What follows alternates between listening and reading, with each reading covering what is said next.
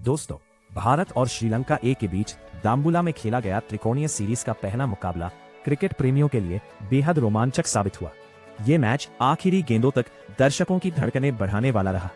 एक समय ऐसा लग रहा था कि श्रीलंका ए आसानी से मुकाबला जीत जाएगी, लेकिन भारतीय गेंदबाजों ने अंतिम क्षणों में शानदार वापसी करते हुए मैच का रुख बदल दिया और भारत ए ने 8 रन से यादगार जीत दर्ज की। इस जीत के साथ भारत ए ने टूर्नामेंट में शानदार शुरुआत की और अपने इरादे स्पष्ट कर दिए। मुकाबले की शुरुआत टॉस से हुई। भारत ए के कप्तान तिलक वर्मा ने टॉस जीतकर पहले बल्लेबाजी करने का फैसला किया। दाम्बुला की पिच शुरुआत में बल्लेबाजी के लिए अच्छी दिखाई दे रही थी, लेकिन नई गेंद से श्रीलंकाई गेंदबाजों ने शानदार लाइन और लेंथ के साथ गेंदबाजी की। भारतीय टीम की ओर से प्रभासिमरन सिंह और युवा बल्लेबाज वैभव सूर्यवंशी ने पारी की शुरुआत की।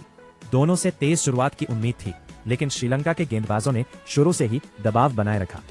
वैभव सूर्यवंशी ने कुछ आकर्षक शॉट जरूर लगाए, लेकिन वो अपनी पारी को लंबा नहीं खींच सके। मोहम्मद सिराज की गेंद पर वो 14 रन बनाकर आउट हो गए। वैभव के आउट होने के बाद भारत पर दबाव बढ़ गया। अभी टीम इस झटके से उभर भी नहीं पाई थी कि दूसरे सलामी बल्लेबाज प्रभासिमरन सिंह भी केवल 2 रन बनाकर पवेलियन लौट गए। शुरुआती ओवरों में 2 विकेट गिरने से भारतीय टीम मुश्किल स्थिति में पहुंच गई थी और श्रीलंका ए का पलड़ा भारी दिखाई दे रहा था।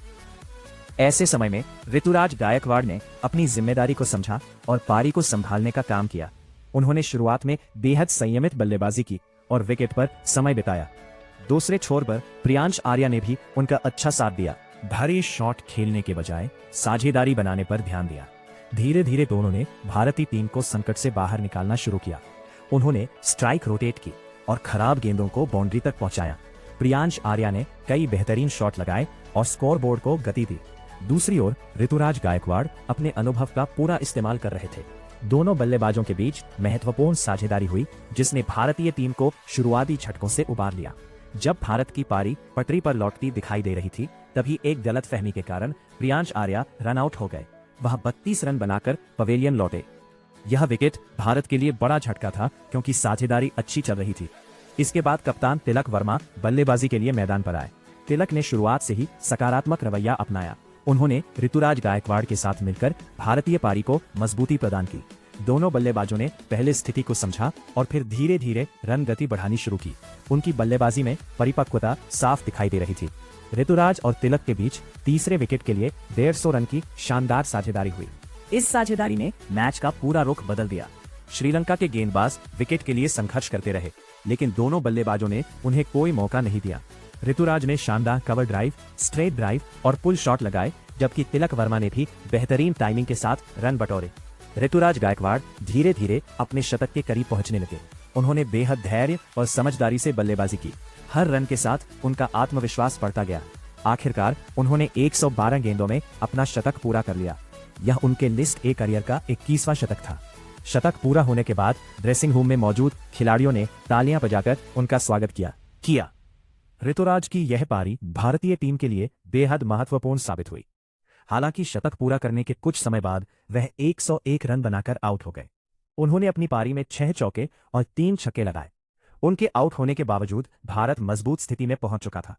दूसरी ओर कप्तान तिलक वर्मा ने भी जिम्मेदारी के साथ बल्लेबाजी जारी रखी। उन्होंने 97 गेंदों में 60 रन बनाए और खेल को आगे बढ़ाया। मध्य क्रम में आयुष बदोनी ने 24 रन का उपयोगी योगदान दिया। वहीं सूर्यांश शेरगे ने अंतिम ओवरों में तेज बल्लेबाजी करते हुए नाबाद 26 रन बनाए। अनुकूल रॉय भी अंत तक नाबाद रहे। इन बल्लेबाजों की बदौलत भारत ए ने निर्धारित 50 ओवरों में 6 विकेट के नुकसान पर 277 रन का मजबूत स्कोर खड़ा किया। 858 रन के लक्ष्य का पीछा करने उतरी श्रीलंका ए ने शानदार शुरुआत की।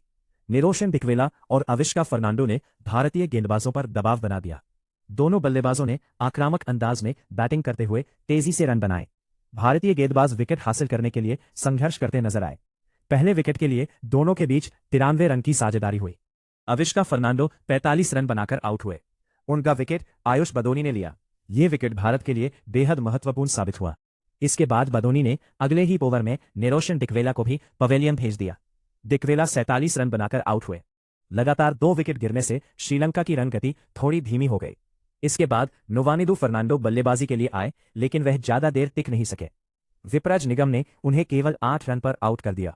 भारत ए ने मैच में वापसी कर ली थी, लेकिन श्रीलंका के पास अभी भी अनुभवी बल्लेबाज मौजूद थे। सदीरा समरविक्रमा और कप्तान सहान अराचिगे ने चौथे विकेट के लिए शानदार साझेदारी की।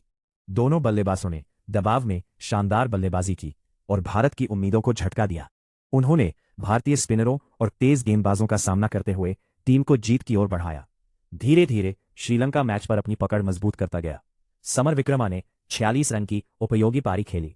जब ऐसा लग रहा था कि श्रीलंका मुकाबला आसानी से जीत जाएगा, तभी अनुकूल रॉय ने उन्हें आउट कर भारत को महत्वपूर्ण सफलता दिलाई। इस विकेट से भारत को थोड़ी राहत मिली, लेकिन कप्तान सहान अराचिगे अभी भी क्रीज पर मौजूद थे। अराचिगे ने शानदार बल्लेबाजी का प्रदर्शन किया। उन्होंने जिम्मेदारी के साथ खेलते हुए अपना अर्धशतक पूरा किया और टीम को जीत के बेहद करीब पहुंचा दिया। उन्होंने भारतीय गेंदबाजों पर दबाव बनाए रखा और जरूरत के समय चौके छक्के लगाए। उनके रहते श्रीलंका की जीत लगभग तय मानी जा रही थी। मैच के अंतिम 10 ओवरों में रोमांच अपने चरम पर पहुंच गया। दोनों टीमों के खिलाड़ियों के चेहरे पर दबाव साफ दिखाई दे रहा था। श्रीलंका को जीत के लिए ज्यादा रन नहीं चाहिए थे, जबकि भारत को विकेटों की तलाश थी। हर गेंद मैच का रुख बदल सकती थी। शमिका करुणारत्ने ने ज्यादा योगदान नहीं दे सके और 9 रन बनाकर आउट हो गए। इसके बावजूद श्रीलंका जीत की स्थिति में दिखाई दे रहा था। कप्तान अराचिगे लगातार रन बना रहे थे और भारतीय गेंदबाजों के लिए चुनौती बने हुए थे। मुकाबले का सबसे बड़ा मोड़ तब आया जब अंशुल कंबोज ने सहान अराचिगे को बोल्ड कर दिया। अराचिगे 72 गेंदों में 74 रन बनाकर आउट हुए। उनकी पारी में 6 चौके और 2 छक्के शामिल थे। ये विकेट भारत के लिए किसी वरदान से कम नहीं था। अराचिगे के आउट होने के समय श्रीलंका का स्कोर 262 रन था। टीम को जीत के लिए केवल 16 रन चाहिए थे। पास 3 विकेट बाकी थे। अधिकांश दर्शकों को लग रहा था कि श्रीलंका आसानी से लक्ष्य हासिल कर लेगा, लेकिन भारतीय गेंदबाजों की योजनाएं कुछ और थीं। 39वें ओवर में अरशद खान ने अविश्वसनीय गेंदबाजी का प्रदर्शन किया। उन्होंने दबाव के बीच लगातार विकेट लेकर श्रीलंका की उम्मीदों को तोड़ दिया। उनके इस ओवर ने मैच का पूरा समीकरण बदल दिया। श्रीलंका के बल्लेबाज दबाव में गलतियां करने लगे और एक के बाद एक विकेट गंवाते गए। भारत ने केवल 7 रन के भीतर श्रीलंका के आखिरी 4 विकेट गिरा दिए। ये किसी चमत्कार से कम नहीं था। जो मुकाबला कुछ मिनट पहले श्रीलंका की झोली में जाता दिखाई दे रहा था, वो अचानक भारत के पक्ष में आ गया। आखिरकार श्रीलंका ए की पूरी टीम 48.5 ओवरों में 1259 रन पर ऑल आउट हो गई। भारत ए ने 8 रन से रोमांचक जीत दर्ज की। भारतीय खिलाड़ियों ने मैदान पर जीत का जोरदार जश्न मनाया, जबकि श्रीलंकाई खिलाड़ी निराश नजर आए। गेंदबाजी में भारत की ओर से अरशद खान, आयुष बदोनी, अनुकूल रॉय और विप्रज निगम ने 2-2 विकेट हासिल किए। अंशुल कंबोज ने भी महत्वपूर्ण विकेट लेकर टीम की जीत में अहम भूमिका निभाई। बल्लेबाजी में ऋतुराज गायकवाड़ के शतक और तिलक वर्मा की अर्धशतकीय पारी ने जीत की मजबूत नींव रखी। ये मुकाबला लंबे समय तक याद रखा जाएगा, क्योंकि इसमें क्रिकेट के हर रंग देखने को मिले। शुरुआती झटके, बड़ी साझेदारी, शानदार शतक, दबाव भरा रन चेज, कप्तानी की परीक्षा और आखिरी ओवरों का रोमांच, इस मैच में सब कुछ मौजूद था। भारत ए ने दिखा दिया कि दबाव चाहे कितना भी बड़ा क्यों ना हो, अगर टीम अंत तक लड़ती रहे तो जीत हासिल की जा सकती है। इस जीत से भारतीय टीम का आत्मविश्वास काफी बढ़ेगा। युवा खिलाड़ियों ने जिस तरह दबाव में प्रदर्शन किया, वो भविष्य के लिए बेहद महत्वपूर्ण है, सकारात्मक संकेत है। वहीं श्रीलंका ए को इस हार से सीख लेकर आगे के मुकाबलों में बेहतर प्रदर्शन करना होगा। कुल मिलाकर दाम्बुला में खेला गया यह मुकाबला त्रिकोणीय सीरीज के सबसे यादगार मैचों में से एक बन गया।